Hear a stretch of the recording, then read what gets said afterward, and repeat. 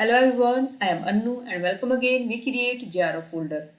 So आज की class में हम एक नया टॉपिक डिस्कस करेंगे, रिस्क एंड रिटर्न।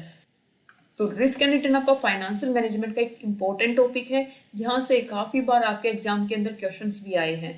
तो लेट्स स्टार्ट। ये जो रिस्क है और रिटर्न है, ये क्या इंडिकेट कर रहे हैं? रिस्क एंड रिटर्न इंडिकेट करता है किसी भी इन्वेस्टर के ऑब्जेक्टिव को। कोई भी इन्वेस्टर है, उसका ऑब्जेक्टिव क्या होता है? उसके मेनली दो ऑब्जेक्टिव होते हैं। क्या? अगर वो किसी भी इन्वेस्टमेंट में पैसा लगा रहा है तो वहां से उसको रिटर्न तो क्या मिले? हाई मिले, ठीक है ना। और वहां से उसको रिस्क क्या हो? कम हो।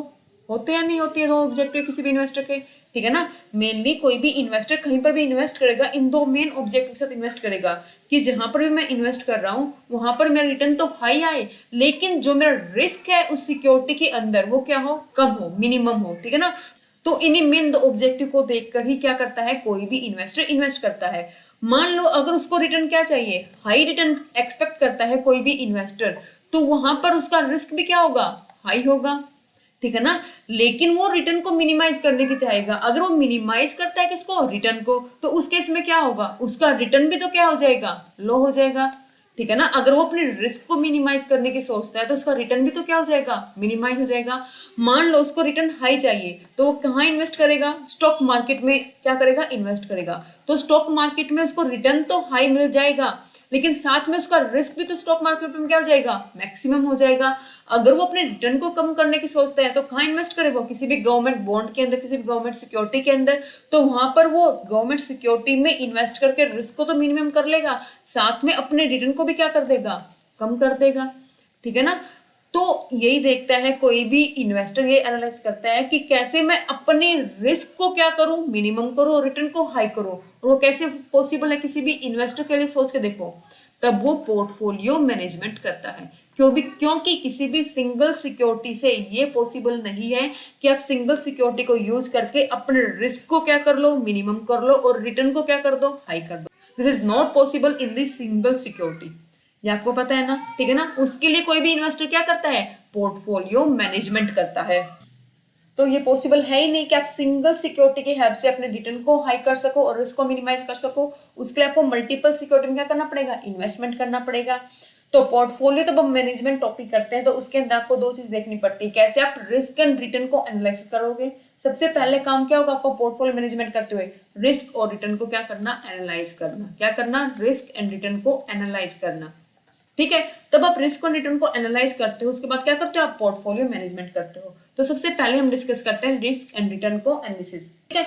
तो सबसे पहले देखते हैं रिटर्न। रिटर्न क्या है? अगर आप किसी भी सिंगल सिक्योरिटी में इन्वेस्ट कर रहे हो तो वहां से क्या रिटर्न पॉसिबल है? कितना रिटर्न आप एक्सपेक्ट करते हो वहां से? तो जितना भी आपने उसमें इन्वेस्ट किया है, मान लो आप किसी भी स्टॉक मार्केट, किसी भी शेयर में आपने क्या किया है? इन्वेस्ट किया है, तो वहां से क्या रिटर्न होगा किसी भी इन्वेस्टर के लिए? सबसे पहला, जो डिविडेंड रिसीव होगा उस इन्वेस्टर को, ठीक है ना। सेकेंड चीज क्या? जो भी प्राइस में चेंज होगा उस सिक्योरिटी के, जो भी प्राइस में क्या हुआ? चेंज हुआ उस सिक्योरिटी के, इन दोनों को मिला देंगे तो टोटल रिटर्न निकलेगा ना उस पर्टिकुलर इन्वेस्टर के लिए, जो भी उसने सिंगल सिक्योरिटी में इन्वेस्टर क्या किया है? प्राप्त किया है, गेट किया है। हाँ या ना यहाँ पे, ठीक है। अब देखो तो रिटर्न का फॉर्मूला क्या होगा? आप कैसे रिटर्न कैलकुलेट करोगे? सबसे पहले डिविडेंड। मैंने आपको लास्ट क्लास में भी बताया था कि अगर आप आज के दिन क्या करते हो? किसी भी मार्केट, किसी भी कंपनी का शेयर परचेज करते हो, P0 डिनोट करता है आपका करंट मार्केट प्राइस को, ठीक है ना। तो किसी भी कंपनी का शेयर परचेज करते हो तो आपको डिविडेंड क्या आज के दिन ही रिसीव हो जाएगा जिस दिन आपने परचेज किया है? D0 नहीं ना। उसके एक साल बाद जो भी डिविडेंड होगा आपको वो रिसीव होगा, तो क्या आपका D1। ये चीज क्लियर ना। तो डिविडेंड यहाँ पे कौन सा आपका? D0 ना होके D1। आफ्टर 1 ईयर के बाद उसका क्या डिविडेंड रिसीव हुआ है वो आएगा। ये चीज क्लियर हुई? यहाँ पे D1 आ जाएगा यहाँ पे, प्लस प्राइस में कितना चेंज हुआ है। तो आज के दिन जो आपने परचेज किया वो P0 था, उसके एक साल बाद प्राइस क्या होगा? P1। क्लियर हुआ? मान लो आप सिक्योरिटी को एक साल के बाद क्या कर रहे हो? सेल कर रहे हो, तो यहाँ पर क्या किससे डिनोट करोगे? P1 से, ठीक है। तो कितना चेंज है दोनों के प्राइस के अंदर? करंट मार्केट प्राइस और एक साल के बाद जो प्राइस मिलेगा उसमें कितना चेंज है, ठीक है। तो यहाँ पे क्या लिखोगे आप? P1 माइनस क्या? P0। क्लियर? डिवाइड कर दो किससे? आपका करंट मार्केट प्राइस से, तो आपके यहां से क्या निकलेगा? ये रिटर्न निकलेगा। हाँ या ना? ये चीज क्लियर हुई या नहीं हुई यहाँ पे? ठीक है। तो ये आपका फॉर्मूला था क्या करने का? रिटर्न को कैलकुलेट करने का। या फिर आप कह सकते हो कि expected return for share holder. जो रिटर्न एक्सपेक्टेड है किसके लिए, शेयर होल्डर के लिए, वही रिटर्न कंपनी के लिए क्या बन जाएगा, कॉस्ट बन जाएगा ना। ये चीज समझते हो आप लोग, ठीक है। अब देखो है, तो देखो यहाँ पर क्या लिख रखे हैं, risk and return. The return on an asset for a given period, say a year, the annual income received plus any change in market price, usually expressed as a percentage of opening market price. जो मैंने just आपको अभी बताया, ठीक है ना, कि आपका जो रिटर्न है वो किसी भी एसेट के ऊपर क्या होते हैं, जो भी आपको एनुअल इनकम वहां से रिसीव हुई है, ठीक है ना। एनुअल इनकम लाइक आपको शेयर परचेज करके तो वहां से एनुअल इनकम क्या मिली आपको, एज अ डिविडेंड के रूप में मिली, ठीक है। प्लस कोई भी जो मार्केट प्राइस में उसके में चेंज हुआ है, उन दोनों को मिलाकर आपको क्या निकलाएगा, टोटल रिटर्न निकलाएगा। ये चीज क्लियर हुई यहाँ पे, ठीक है। अब उसके अंदर रिस्क क्या है, जो भी किसी भी इन्वेस्टर ने जो भी अमाउंट एक्सपेक्ट की थी कि इतना एक्सपेक्टेड रिटर्न मेरे को इस सिक्योरिटी से मिलेगा, लेकिन उसके अंदर जो भी वेरिएबिलिटी आई, जो भी वेरिएशन आया उस रिटर्न के अंदर, वो क्या हो जाएगा, उसके लिए रिस्क कहलाएगा, ठीक है ना। क्योंकि जो भी हम एक्सपेक्ट करते हैं और उतना ही रिटर्न मिले ये पॉसिबल नहीं है ना, क्योंकि हमारा फ्यूचर अनएक्सपेक्टेड है, अनसर्टेन है, ठीक है। तो आपका रिस्क क्या है, जो अनसर्टेनिटी प्रेजेंट थी उसके कारण जो भी आपको एक्सपेक्टेड रिटर्न कम मिला, वो आपको क्या कहलाएगा, यहाँ पे रिस्क कहलाएगा। ये चीज क्लियर यहाँ पे। तो यहाँ पे रिटर्न, सबसे पहले रिटर्न कैलकुलेट करने का फॉर्मूला आपका क्या है, देखो डीटी मतलब कि यहाँ पे क्या आपकी एनुअल इनकम या फिर कैश डिविडेंड जो आपको end of the time period क्या है यहाँ पे मिल रहा है, ठीक है।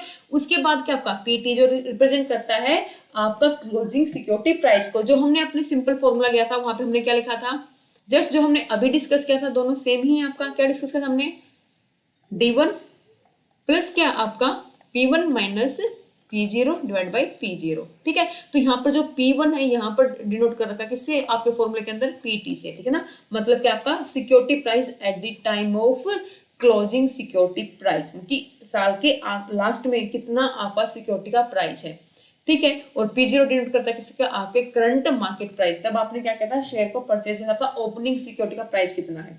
ये चीज क्लियर हुई यहाँ पे, ठीक है। तो हम बात करते हैं रिस्क एंड रिटर्न सिक्योरिटी की। तो देखो यहाँ पे क्या है, एनी इन्वेस्टमेंट, कोई भी इन्वेस्टमेंट है तो उसके अंदर कुछ सम सर्टेन अनसर्टेनिटी क्या रहती है, फ्यूचर के अंदर प्रेजेंट रहती है। क्योंकि आप कभी भी किसी भी सिक्योरिटी के अंदर क्या करते हो, इन्वेस्ट करते हो, तो वहां पर जो भी आपने एक्सपेक्ट किया था फ्यूचर का रिटर्न, वो क्या रहता है आपका जो आपने एक्सपेक्ट किया था फ्यूचर का रिटर्न, वो सर्टेन नहीं है कि जितना आपने एक्सपेक्ट किया है उतना ही रिटर्न आप वहां से क्या करोगे, जनरेट करोगे। तो फ्यूचर आपका अनसर्टेन है, और जो अनसर्टेनिटी प्रेजेंट है ना फ्यूचर के अंदर, वही तो आपके लिए क्या है, रिस्क है। जो भी उस अनसर्टेनिटी के कारण जो भी वेरिएबिलिटी आई आपके रिटर्न में, वही तो किसको डिनोट करता है, आपके रिस्क को डिनोट करता है। तो जो आपका रिस्क है किस किस रीजन से, वो अनसर्टेनिटी किस किस कारण से अराइज हो सकती है। सबसे पहला, मैक्रो इकोनॉमी के अंदर कोई भी फ्लक्चुएशन आ गई, ठीक है। Changing fortunes of various industry, जो इंडस्ट्री है उसके अंदर चेंज आया, ठीक है। या फिर जो फर्म स्पेसिफिक अनएक्सपेक्टेड डेवलपमेंट, जो हमने डेवलपमेंट सोची थी कि इस फर्म के अंदर इतनी डेवलपमेंट होगी, लेकिन वो डेवलपमेंट नहीं हुई, वो भी तो एक तरह से क्या है, अनसर्टेनिटी है। या फिर कुछ अदर अननोन रीजन भी हो सकते हैं जो हमें पता ही नहीं, लेकिन वो अनसर्टेनिटी एकदम से अराइज हो जाए, ठीक है। तो ये कुछ एग्जाम्पल है क्या, रिस्क को क्रिएट करने के लिए, क्या करने के लिए, अनसर्टेनिटी बनाने के लिए। और ये इनके कारण क्या होगी, अनसर्टेनिटी होगी, और रिस्क क्या होगा, अराइज होगा। ये चीज क्लियर यहाँ पे, ठीक है ना। जो तो अब हम बात करेंगे कि कैसे आप रिस्क है उसको असेस कर सकते हो कि कितना रिस्क क्या है प्रेजेंट है। मान लो फॉर एग्जांपल हमने तब एनपीवी मेथड किया था, नेट प्रेजेंट वैल्यू मेथड किया था कैपिटल बजटिंग के अंदर। मान लो आपको किसी एसेट में क्या करना है, इन्वेस्टमेंट करना है, किसी प्रोजेक्ट में इन्वेस्टमेंट करना है, तो आपने वहां पर जो डिस्काउंटिंग रेट लिया था या फिर आपने जो भी एक्सपेक्टेड रिटर्न वहां से निकाला था कि मेरा प्रोजेक्ट इतना रिटर्न जनरेट करके देगा, क्या प्रोजेक्ट उतना रिटर्न जनरेट करके देगा फ्यूचर में। मान लो आपने टाइम पीरियड उसका सेट किया कि 10 साल के लिए मेरा प्रोजेक्ट है और यहाँ से मेरे को 12% का रिटर्न मिलने वाला है। इट इज पॉसिबल कि वो आपका प्रोजेक्ट 10 साल के लिए ही होगा और पूरा 12% रिटर्न जनरेट करके देगा। हो सकता है कि हमने 10 साल उसकी लाइफ क्या की थी, एक्सपेक्ट की थी, लेकिन उसकी वैल्यू सिर्फ उसकी लाइफ कितनी है, 6 साल में हमें क्या करना पड़ा, उस प्रोजेक्ट को किसी भी अनसर्टेनिटी के कारण क्या करना पड़ा, क्लोज करना पड़ा। तो वो क्या एक तरह से रिस्क ही तो है ना। तो वो रिस्क मैं कैसे असेस कर सकती हूँ, कैसे ये फाइंड आउट कर सकती हूँ कि जो भी कितना रिस्क है इस सिक्योरिटी के अंदर कि इसको मैं इन्वेस्ट करना चाहिए या फिर नहीं करना चाहिए। कहीं मैं इसकी किसी भी पर्टिकुलर सिक्योरिटी मैंने इन्वेस्टमेंट किया तो कहीं वहां से लॉस तो पॉसिबल नहीं है, कहीं वहां से लॉस तो नहीं अराइज हो जाए, ठीक है ना। मान लो आपने एनपीवी मेथड के थ्रू आपने किसी प्रोजेक्ट का डिसीजन लिया और वहां पे आपकी एनपीवी आई पॉजिटिव, तो अब वहां पे रिस्क आप क्या करोगे, असेस करोगे कि कितना रिस्क हो सकता है मैक्सिमम से मैक्सिमम। आपके लिए वर्स्ट सिचुएशन क्या हो सकती है कि इतना रिस्क इसके अंदर हो सकता है आगे फ्यूचर में, क्या अगर इसके अंदर कोई रिस्क आ जाए, कोई अनसर्टेनिटी आ जाए, क्या ये फिर भी मेरे को पॉजिटिव एनपीवी क्रिएट करके देगी या फिर नहीं करके देगी।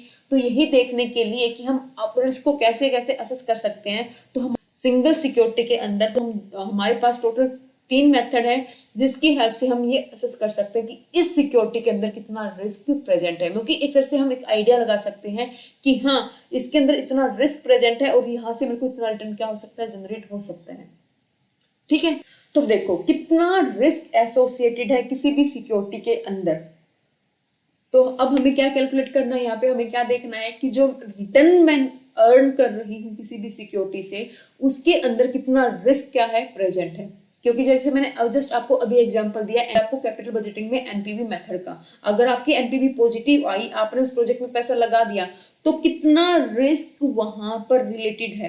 तो आपका अब काम क्या है कि जिस सिंगल सिक्योरिटी में आप क्या कर रहे हो, इन्वेस्ट कर रहे हो। अभी हम बात करेंगे सिर्फ सिंगल सिक्योरिटी की, ठीक है ना, कि आप किसी भी सिंगल सिक्योरिटी में क्या कर रहे हो, इन्वेस्ट कर रहे हो, तो उस सिंगल सिक्योरिटी में कितना रिस्क क्या है इन्वॉल्व है, वो फाइंड आउट करना है हमें यहाँ पर, ठीक है ना। तो उसको देखने के लिए, उसको असेस करने के लिए हमारे पास क्या है, 3 अलग अलग टाइप के मेथड है जिसकी हेल्प से हम ये देख सकते हैं कि कितना रिस्क क्या है उसके अंदर असेस है। क्लियर हुआ यहाँ पे। तो देखो आपका जो फर्स्ट मेथड है वो आपका क्या है, sensitive analysis and probability distribution method. अब ये सेंसिटिव एनालिसिस मेथड क्या है, तो मैं आपको नॉर्मल सी लेमन लैंग्वेज में समझाती हूँ कि आपका जो सेंसिटिव एनालिसिस है ना वो क्या है। तो देखो है, मान लो अभी जस्ट हमने जो थोड़ी देर पहले एग्जांपल दिया था अपना कि आपकी एनपीवी पॉजिटिव आई, आपने एक्सपेक्ट किया कि 10-12% क्या देगा वो एनपीवी, मेरे को क्या देगा, नहीं वहां से रिटर्न जनरेट करके देगा। बट ये भी तो पॉसिबल है ना कि वहां से 12% रिटर्न जनरेट ना हो। ठीक है, तो जो भी फर्म है वो पहले से ही एक आइडिया लगा लेती है कि वर्ष से वर्ष सिचुएशन हमारी फर्म के लिए ये हो सकती है, इससे ज्यादा अगर मैं इस इन्वेस्टमेंट में क्या करता हूँ, पैसे लगाता हूँ, तो सबसे ज्यादा रिस्क कितना प्रेजेंट हो सकता है इस प्रोजेक्ट में पैसे लगा के। लेट्स से मान लो 12% रिटर्न वहां से क्या हो रहा है, जनरेट हो रहा है, तो मिनिमम से मिनिमम मैं यहाँ से कितना रिटर्न जनरेट कर सकता हूँ, ठीक है ना। मिनिमम कितना, मैक्सिमम से मैक्सिमम कितना चेंज आ सकता है इसके रिटर्न के अंदर अगर कोई भी रिस्क क्या होता है, अराइज होता है फ्यूचर के अंदर। ये चीज क्लियर हुई ना, क्योंकि हम पहले से एक एक्सपेक्टेशन लगा के चल लेते हैं कि अगर इतना रिस्क इसके अंदर अराइज हुआ तो मैं रेडी हूँ, है ना। तो सेंसिटिव एनालिसिस में सिंपल सा मीनिंग क्या है बच्चों, कि जो आपका सेंसिटिव एनालिसिस है ना वो एक नंबर ऑफ पॉसिबल आउटकम ले लेता है आपके लिए, कि कितना रिटर्न या फिर कितना रिस्क यहाँ से क्या है पॉसिबल है, कितना रिस्क वहां से अराइज हो सकता है। Sensitivity analysis take into number of possible outcome, different number of possible क्या करता है, आउटकम को कंसीडर करता है, जैसे मैंने आपको जस्ट अभी बताया। ठीक है, return estimate while evaluating an asset, return estimate कर लेता है उस एसेट को इवोल्यूट करके, असेस कर लेता है कितना रिस्क है उसके अंदर, उस सिक्योरिटी के, उस एसेट के अंदर, ठीक है ना, in order to have sense of variability among return estimates. The worst, तो यहाँ पे अलग अलग वेरिएबिलिटी क्या करता है वो एस्टिमेट करता है। लाइक अगर वर्स्ट सिचुएशन हुई तो क्या होगा, कितना रिटर्न जनरेट होगा, एक्सपेक्टेड मतलब कि जो मोस्ट लाइकली सिचुएशन, अगर नॉर्मल सिचुएशन है तो कितना रिटर्न जनरेट कर पाऊंगा, अगर बेस्ट सिचुएशन है मतलब कि अगर बूम इकोनॉमी है तो कितना रिटर्न जनरेट कर पाएगा वो मेरा particular project. Return associated with the asset, ठीक है, तो तीनों से क्या कर लेंगे, वो रिटर्न को फाइंड आउट कर लेंगे। List of possible economic outcome और a scenario and specify both the probability of each scenario। तो यहाँ पे क्या क्या मैंने यहाँ पे लिस्ट कर दिया डिफरेंट सिनेरियो कि ये सिनेरियो पॉसिबल है मेरे लिए। अब ये देखना है कि कितनी प्रोबेबिलिटी है उस सिनेरियो की होने की, ठीक है, and the holding period return the asset will realise in that scenario, और कितना पॉसिबल वहां से जो रिटर्न है वो जनरेट हो पाएगा। ठीक है, अब देखो यहाँ पे एक एग्जांपल दे रखा है, जैसे आपको ये जो मैंने यहाँ पर लिख रखा है इतना सारा, वो आपको क्लियर हो जाएगा कि यहाँ पर क्या लिख रखा है वो आपको पूरे का पूरा एग्जांपल में है। देखो पॉसिबल आउटकम लिखे, कितने पॉसिबल आउटकम है हमने यहाँ पे डिसाइड किया, अगर रिसेशन सिचुएशन है तो क्या होगा, नॉर्मल है तो क्या होगा, बूम है तो क्या होगा।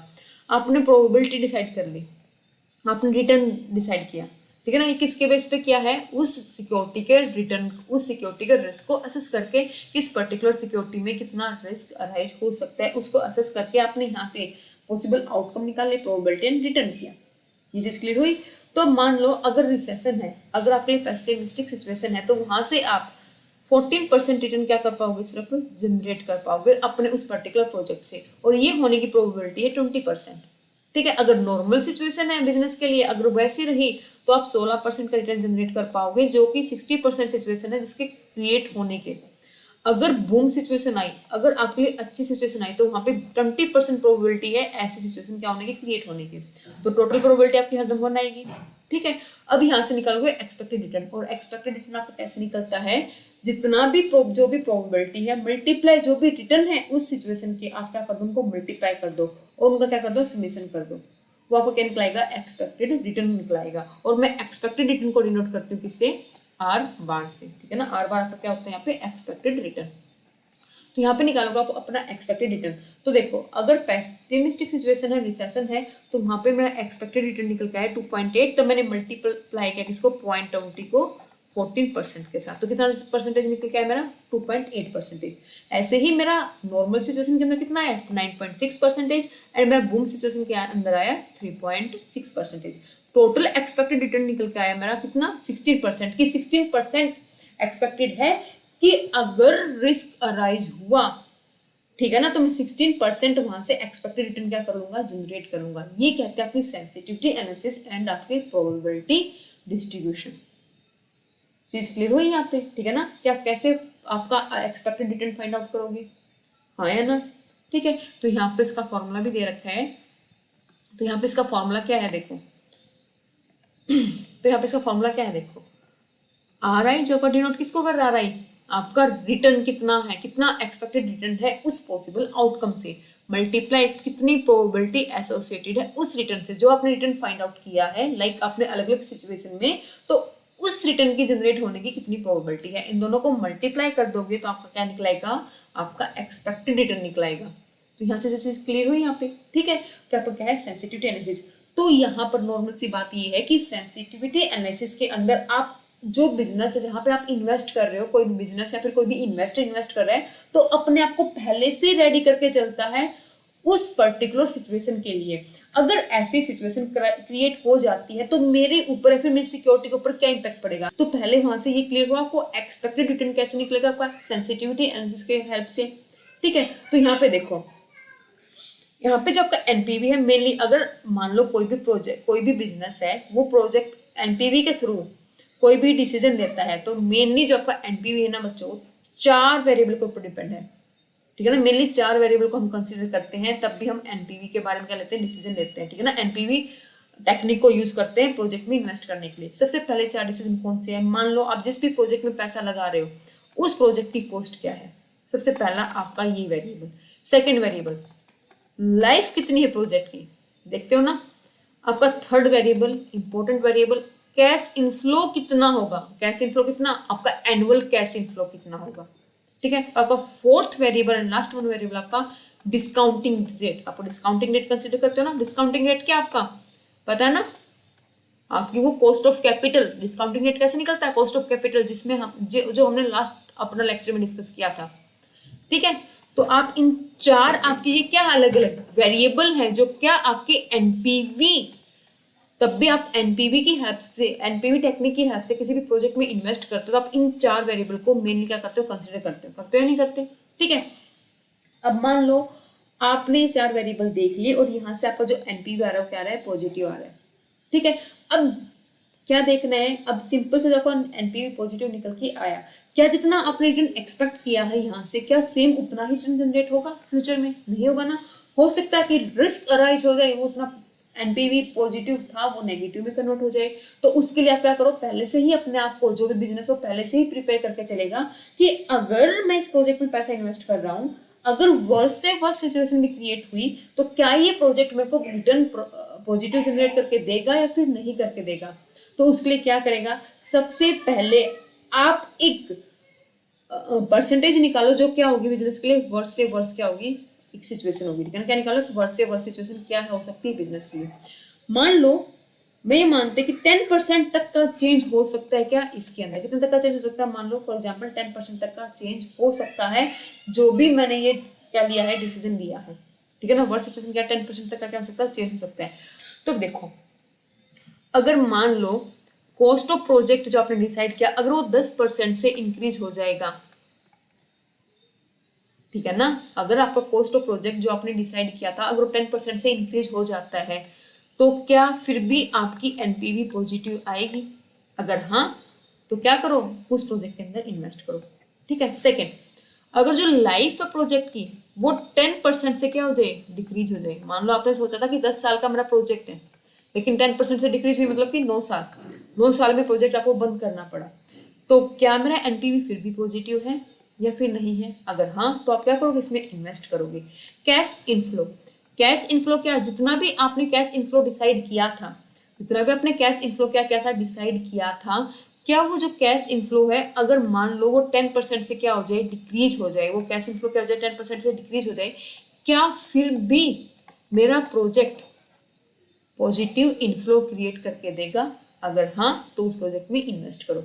डिस्काउंटिंग रेट, क्या अगर मान लो आपका जो डिस्काउंटिंग रेट है वो 10% से क्या हो जाए, इंक्रीज हो जाए, तो क्या वो जो प्रोजेक्ट है आपको पॉजिटिव इनफ्लो क्रिएट करके देगा? अगर हाँ, तो क्या करोगे, आप उसके अंदर इन्वेस्ट करोगे। तो सिंपल सी बात यहाँ पर क्या है, जो सेंसिटिविटी एनालिसिस है वो पहले से ही रेडी करके चलता है। अगर इतना तक का चेंज हुआ तो क्या है, मेरे लिए ठीक है, मेरा प्रोजेक्ट फिर भी क्या करके देगा, पॉजिटिव एनपीवी करके देगा। वो आप एक रेट पहले से ही डिसाइड कर लेते हो, वो रिस्क पहले से ही क्या कर लेते हो, असेस कर लेते हो, और अपनी एक सिचुएशन अलग अलग क्या कर लेते हो, क्रिएट कर लेते हो, ठीक है। ये चीज क्लियर हुई यहाँ पे, ठीक है। लेकिन एक लिमिटेशन क्या है सेंसिटिव एनालिसिस की, तब आप इसको एनपीवी में यूज करोगे तो वहां पर आप सिर्फ एक ही फैक्टर को कंसीडर कर सकते हो, कि एक ही फैक्टर आपका वेरिएबल है, बाकी के जो 3 फैक्टर बचे वो आपके क्या मानोगे, क्या कंसीडर करना पड़ेगा, उनको कांस्टेंट कंसीडर करना पड़ेगा, कि वो फैक्टर आपके क्या है, कांस्टेंट है, उनके अंदर कोई भी चेंज नहीं हो रहा, ठीक है। इसकी एक बड़ी लिमिटेशन है सेंसिटिविटी एनालिसिस की। अभी हमने इस एनपीवी के अंदर क्या किया है, अलग अलग सिनेरियो क्रिएट किया ना। जब आपका सेंसिटिविटी एनालिसिस कहता है, सेंसिटिविटी एनालिसिस तो ये कहता है कि अलग अलग आउटकम क्रिएट करो और फिर उसके अकॉर्डिंग देखो कि आपका प्रोजेक्ट कितना रिटर्न जनरेट करके दे रहा है। तो हमने यहाँ पे क्या किया, एनपीवी मेथड के अंदर उसके जो 4 मेनली मोस्ट वेरिएबल थे, डिपेंडेंट वेरिएबल थे, उनके लिए अलग अलग सिनेरियो क्रिएट किया और फिर ये कंसिडर किया क्या उन सिनेरियो के अंदर जो मेरा प्रोजेक्ट है वो पॉजिटिव एनपीवी क्रिएट करके देगा या फिर नहीं करके देगा। तो ये चीज क्लियर हुई यहाँ पे, ठीक है। तो ये बताओ, सेंसिटिविटी एनालिसिस है जो हमने एक्सपेक्टेड रिटर्न निकालना, वो क्लियर हुआ कि आप कैसे सेंसिटिविटी एनालिसिस से एक्सपेक्टेड रिटर्न निकालते हो। अगर आपको एक्सपेक्टेड रिटर्न निकालना है, मानो किसी सिंगल सिक्योरिटी में इन्वेस्ट कर दो, कितना एक्सपेक्टेड रिटर्न वहां से आना चाहिए, ठीक है। क्लियर हुआ कि इतना एक्सपेक्टेड रिटर्न मेरे को यहाँ से क्या है, मिल सकता है। चीज क्लियर हुई यहाँ पे, ठीक है। आपका सेकंड मेथड क्या है, क्या करने का, रिस्क असेस करने का, कितना रिस्क प्रेजेंट है किसके अंदर, आपकी सिक्योरिटी के अंदर। तो आपका सेकंड मेथड क्या है, वहां पे आपका स्टैंडर्ड डेविएशन ऑफ रिटर्न, कि कितना रिस्क प्रेजेंट है किसी भी एक पर्टिकुलर सिक्योरिटी में।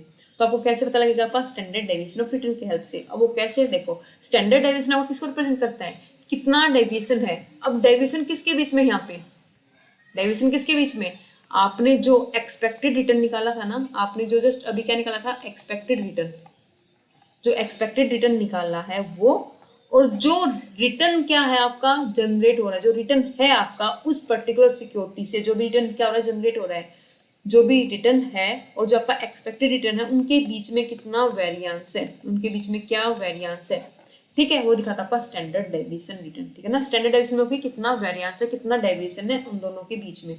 तो देखो, risk refer to the dispersion of return around the expected value, कि जो कितना डिस्पर्जन है, कितना डिफरेंट है जो आपकी एक्सपेक्टेड वैल्यू है उसके, ठीक है, जो आपने एक्सपेक्टेड वैल्यू निकाली उससे कितना जो रिटर्न है उसमें कितना डिफरेंस है।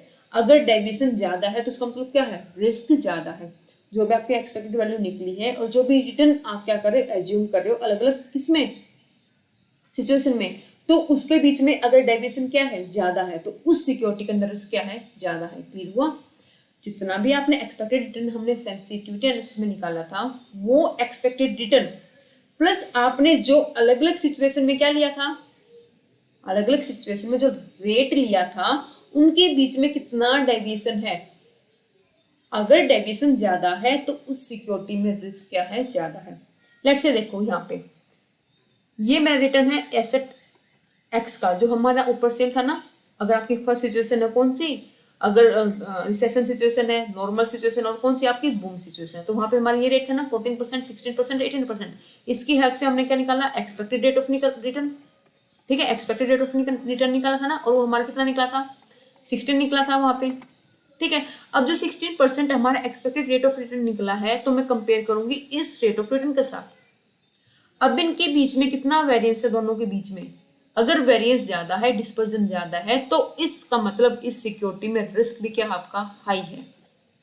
ठीक है, अगर डिस्पर्जन कम है तो इसका मतलब उस सिक्योरिटी में रिस्क क्या है आपका, कम है। तो ये आपका क्या है, रिस्क असेस करने का मेथड है। ठीक है, आगे क्या है, the most common statistical measure of an risk of an asset is the standard deviation for the mean expected value of the return. तो आपने क्या किया, यहाँ पे एक मीन वैल्यू निकाल ली, ठीक है ना, या फिर कह लो आप एक्सपेक्टेड रेट ऑफ रिटर्न निकाल लिया, जो रिप्रेजेंट करता है आपका, जो आपका स्टैंडर्ड डेविएशन किसे रिप्रेजेंट करता है, आपका स्क्वायर रूट से रिप्रेजेंट किया जाता है। ठीक है, ठीक है, फिर क्या है, it represent the square root of the average square deviation of the individual return from the expected return. ठीक, अब देखो आप कैसे निकालोगे और कैसे पता लगाओगे कि कौन सी सिक्योरिटी में ज्यादा रिस्क है। ये अपना एसेट एक्स के लिए सिक्योरिटी एक्स और आपकी सिक्योरिटी क्या है, वाई है। तो आपका ये फॉर्मूला है क्या निकालने का, स्टैंडर्ड डेविएशन से, स्टैंडर्ड डेविएशन ऑफ रिटर्न का। ठीक है, तो देखो यहाँ पे आर आई को किसको रिप्रेजेंट करता है कि कितना रिटर्न है उस सिक्योरिटी से, हर एक सिचुएशन में कितना कितना रिटर्न आप क्या करोगे वहां से मिलेगा। ठीक है, माइनस जो एक्सपेक्टेड रिटर्न है उन दोनों का स्क्वायर और अंडर रूट, आपका क्या निकलाएगा, स्टैंडर्ड डेविएशन ऑफ रिटर्न निकलाएगा। ठीक है, तो यहाँ पर आपका क्या निकला, टोटल ओवरऑल जब मैंने निकाला ये सब कुछ तो मैंने निकला 1.6। तो 1.6 से क्या कर दो, अंडर रूट कर दो, तो आपका क्या आ जाएगा 1.26। यहाँ पे क्या निकला, स्टैंडर्ड डेविएशन आपका 1.26। अब देखते हैं सेकंड सिक्योरिटी जहाँ पे मैं क्या कर रही हूँ, इन्वेस्ट कर रही हूँ, उसका स्टैंडर्ड डेविएशन कितना है आपका। तो इसका सारा स्टैंडर्ड डेविएशन निकालने के बाद यहाँ पर कितना निकला आपका 5.06। तो आपका 5.06 और आपका फर्स्ट क्या निकला 1.26। तो किस सिक्योरिटी में ज्यादा रिस्क है, एसेट वाई के अंदर, क्योंकि यहाँ पे डिस्पर्जन क्या है, ज्यादा है। ठीक है ना, जो उसका स्टैंडर्ड, जो उसका एक्सपेक्टेड रिटर्न है उससे कहीं ज्यादा जो उसका रिटर्न था उसमें क्या है, डिस्पर्जन ज्यादा है। तो यहाँ पे ये रिफ्लेक्ट कर रहा है कि एसेट वाई क्या है आपकी मोर रिस्क है कंपेयर टू एसेट एक्स के। तो ये क्लियर हुआ आपका स्टैंडर्ड डेविएशन। ठीक है ना, कि किस कैसे निकालते हो। यहाँ पे आपका जो सेकंड है वो क्या है, तो देखो कॉफिशिएंट ऑफ वेरिएशन। तो जो कॉफिशिएंट ऑफ वेरिएशन है वो कैसे हेल्प करता है किसी भी पर्टिकुलर सिक्योरिटी के अंदर कितना रिस्क असेस है। ठीक है ना, सिक्योरिटी के अंदर कितना रिस्क है, उस पर्टिकुलर सिक्योरिटी में इन्वेस्ट करना है या फिर नहीं करना, कितना रिस्क प्रेजेंट है उस पर्टिकुलर सिक्योरिटी में, कैसे फाइंड आउट करना है, ये हमें कॉफिशिएंट ऑफ वेरिएशन की हेल्प से। तो देखो coefficient of variation is a measure of relative dispersion। जब coefficient of variation हो क्या है, एक मेजर है क्या, रिलेटिव डिस्पर्जन का। तो सबसे पहले मेरे को ये बताओ आप लोग यहाँ पर कि जो आपका मेजर ऑफ रिलेटिव डिस्पर्जन लिख रखा है इसका मतलब यहाँ पर क्या है, क्यों हम कहते हैं कि जो आपका coefficient of variation वो रिलेटिव मेजर है। तो देखो जहां पर भी सबसे पहली बात coefficient आ जाए तो उसका मतलब है क्या, वो रिलेटिव मेजर है। जहां पर भी coefficient आ जाए वो आपका क्या है, रिलेटिव मेजर है। लेट्स से मान लो मैं ये कहूँ कि ए ने 100 मार्क्स स्कोर किए हैं अपने एग्जाम के अंदर, तो यहाँ पे 100 मार्क्स उनके क्या लग रहा है, कुछ भी नहीं ना।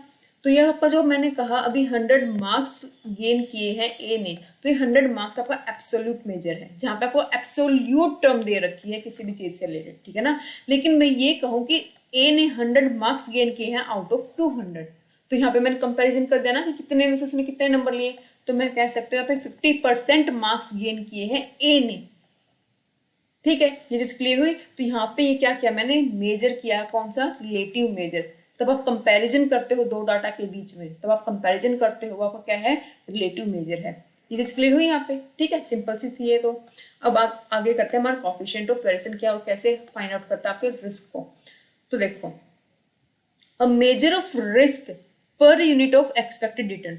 तो आप जो कॉफिशिएंट ऑफ वेरिएशन की हेल्प से क्या कर सकते हो, मेजर कर सकते हो कितना रिस्क प्रेजेंट है किसके अंदर, per unit of expected return के अंदर कितना रिस्क प्रेजेंट है, वो फाइंड आउट कर सकते हो किसकी हेल्प से, कॉफिशिएंट ऑफ वेरिएशन की हेल्प से। और कैसे, क्योंकि इसका जो फॉर्मूला होता है वो क्या होता है, इसका फॉर्मूला होता है कि standard standard deviation divided by क्या, आपका मीन। नॉर्मल फॉर्मूला ये है, लेकिन मैं यहाँ पर रिस्क को असेस कर रही हूँ तो क्या आएगा, जब हमने स्टैंडर्ड डेविएशन निकाला था अपने इससे पहले वाले मेथड में, किसका स्टैंडर्ड डेविएशन, जो भी रिटर्न मेरा निकला था, हर एक रिटर्न के अंदर कितना कितना स्टैंडर्ड डेविएशन है वो हमने निकाला था ना। तो कितना स्टैंडर्ड डेविएशन है रिटर्न के अंदर, डिवाइडेड बाय क्या, आपका एक्सपेक्टेड रिटर्न कितना है। ठीक है, जस्ट अभी हमने ऊपर देखा था, यहाँ पर आपका एक्सपेक्टेड रिटर्न कितना था, 16% क्या था आपका एक्सपेक्टेड रिटर्न था ना। और यहाँ पर स्टैंडर्ड डेविएशन कितना निकला आपका, स्टैंडर्ड डेविएशन आपने कैसे फाइंड आउट किया था यहाँ पे, कि जो आपका एक्सपेक्टेड रिटर्न है और जो आपका रेट ऑफ रिटर्न है उनके बीच में कितनी वेरिएबिलिटी है, इसकी हेल्प से हमने यहाँ पे क्या निकाला, स्टैंडर्ड डेविएशन निकाला। आपका रिटर्न माइनस क्या किया आपने, एक्सपेक्टेड रिटर्न का होल स्क्वायर, प्रोबेबिलिटी कितनी है उतना रिटर्न जनरेट होने की, तो उसकी हेल्प से हमारा स्टैंडर्ड डेविएशन निकला 1.26। ठीक है, तो यहाँ पर हम क्या करेंगे, जो भी मेरा स्टैंडर्ड डेविएशन निकला 1.26 डिवाइडेड बाय क्या, एक्सपेक्टेड रेट ऑफ रिटर्न कितना था आपका 16%। ये चीज क्लियर हुई यहाँ पे।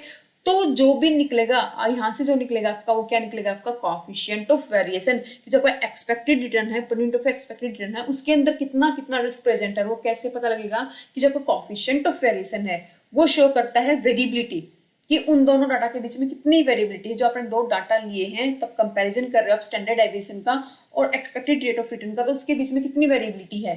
जहां पर वेरिएशन क्या शो करता है, आपकी वेरिएबिलिटी शो करता है। ठीक है, तो अगर ये वेरिएबिलिटी ज्यादा हुई तो उसका मतलब क्या, रिस्क उस सिक्योरिटी के अंदर ज्यादा है, और वो वेरिएबिलिटी क्या हुई, कम हुई, तो उसका मतलब उस सिक्योरिटी के अंदर, पर्टिकुलर सिक्योरिटी के अंदर रिस्क क्या है, कम है। ठीक है, तो यहां से मेरा जो आंसर निकल के आया वो क्या निकल के आया, 0.079, या फिर मैं कह सकती हूँ क्या 7.9%, है ना। ठीक है, ऐसे ही जो मेरा वाई सिक्योरिटी थी उसका स्टैंडर्ड डेविएशन कितना था 5.06%, उसका एक्सपेक्टेड रेट ऑफ रिटर्न भी कितना था 16% था। तब मैंने यहाँ से कोएफिशिएंट ऑफ वेरिएशन निकाला तो कितना निकला 0.316, या फिर आप कह लो कितना 31.6। तो किसके अंदर वेरिएशन ज्यादा है, बी सिक्योरिटी के अंदर। तो यहाँ पे जो मेरी वाई सिक्योरिटी है वो ज्यादा रिस्की है कंपेयर टू किसके, एक्स सिक्योरिटी के अंदर। एक्स के अंदर वेरिएबिलिटी कम है, एक्सपेक्टेड रिटर्न और उसके स्टैंडर्ड डेविएशन के बीच में वेरिएबिलिटी क्या है, कम। तब कंपैरिजन किया तो कम है। तो यहाँ पर ये निकला मेरा जो ओवरऑल कंक्लूजन था कि एक्स सिक्योरिटी कम रिस्की है, तो एक्स सिक्योरिटी के अंदर हम पैसा लगा सकते हैं, लेकिन वाई सिक्योरिटी क्या है, ज्यादा रिस्की है। ठीक है, तो यहाँ पे निकलता है the larger the CV the larger the relative risk of the assets. Clear? As a rule, the use of coefficient of variation for compounding asset risk is the best since it considered the relative size of asset. Clear हुआ यहाँ पर ये। ठीक है, तो आपका coefficient of variation के हिसाब से आप कैसे निकालते हो, आपका कितना रिस्क प्रेजेंट है। तो सिंपल सा है, जो आपका फॉर्मूला है स्टैंडर्ड डेविएशन किसका, उस रिटर्न के अंदर, जो रिटर्न हमने कैलकुलेट किया था उसके अंदर कितना स्टैंडर्ड डेविएशन है, डिवाइडेड कर दो किससे, आप एक्सपेक्टेड रिटर्न से। तो अगर वहां पर जिसके अंदर भी वेरिएशन क्या होगी, ज्यादा होगी, वही सिक्योरिटी क्या आपकी ज्यादा रिस्की सिक्योरिटी है। ठीक है, तो आज की क्लास में इतना ही। आज की क्लास में हमने तीनों मेथड देखे अलग अलग, जो आप सिंगल सिक्योरिटी के रिस्क को असेस करने में आपकी क्या करते हैं, हेल्प करते हैं। ठीक है, अगर आपको वीडियो अच्छी लगती है, तो लगता है कि हमारे कंसेप्ट हमें क्लियर हो रहे हैं, तो वीडियो को लाइक करना और चैनल को सब्सक्राइब करना और साथ में बेल आइकन को प्रेस करना ना भूलें। मिलते हैं अपने नेक्स्ट वीडियो में, तब तक के लिए bye bye, have a nice day.